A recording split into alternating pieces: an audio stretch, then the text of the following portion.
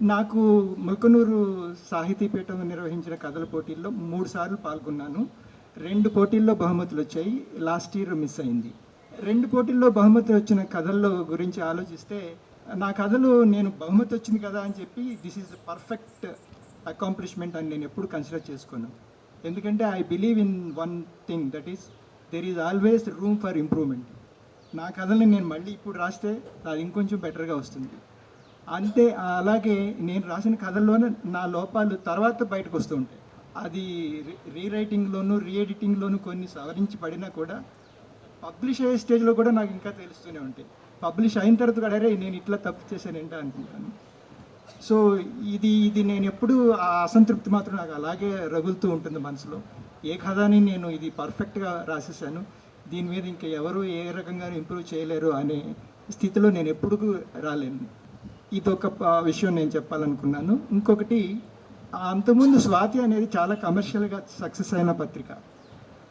ఆ వారపత్రికలో కూడా నాకు చాలా బహుమతులు వచ్చాయి. కానీ స్వాతి మాసపత్రిక ప్రతి ఏడు ఒక పోటీ నిర్వహిస్తుంది, అనిల్ అవార్డు అని. అది 25,000 అండ్ ఒకే ఒక ప్రైజు. దాన్నే పెద్ద బహుమతిగా అందరూ అనుకుంటూ ఉంటాం అందరం ఒక 4-5 ఏళ్ళ క్రితం వరకు. దాన్ని అది వస్తే చాలా నోబెల్ ప్రైజ్ వచ్చినట్టుగా అనుకుంటారు. నిర్వాహకులు కూడా అట్లా చెప్తూ ఉంటారు కూడా. అసలు దానికి నేను ఈ ముల్కనూరు కథల పోటీకును అసలు పొంతనే లేదు. అంత అమౌంట్ ఇస్తున్నారు. యాక్చువల్గా కథ మొదటి బహుమతి కథకి 50,000 అంటున్నారు, కానీ మొత్తం అమౌంట్ అంతా తీసుకుంటే 5 లక్షల పైన అవుతుంది అనుకుంటాను.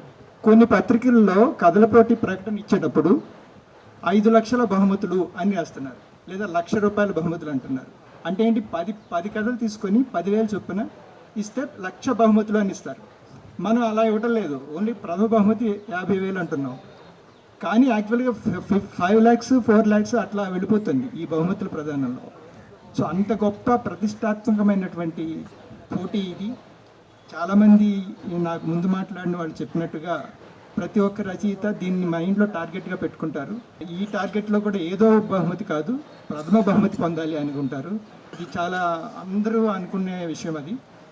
సో అందరిలోనూ ఒక రకమైన తృష్ణ రగిలిస్తుంది ఈ పోటీ, ఇంకా బెటర్గా రాయాలి అనేది. అంతకుముందు నేను అనిశెట్టి శ్రీనివాస్తో గారితో మాట్లాడుతున్నప్పుడు కూడా మేము అనుకుంటూ ఉంటాం, నిజంగా అంత స్థాయిలో మనం రాస్తున్నామా అని ఒక సెల్ఫ్ ఎక్స్ప్లోరేషన్.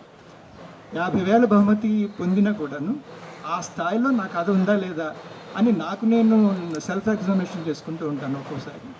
అది కూడా అవసరము. మనం కూడాను కథల పోటీ స్థాయికి ఇంకాస్త మెరుగుపడేలాగా మనం కథల స్థాయిని కూడా పెంచాలి అని నేను ఒక విన్నపం చేద్దాం అనుకుంటున్నాను అందరికీ. కథల జడ్జిల స్థాయిలో ఉండటమే కాదు, మనకంగా కూడాను చాలా ఇంప్రూవ్మెంట్ కోసం ట్రై చేసుకోవచ్చు. నా ఇప్పుడు బహుమతి వచ్చిన కథ పేరు చేజారిపో నీకు.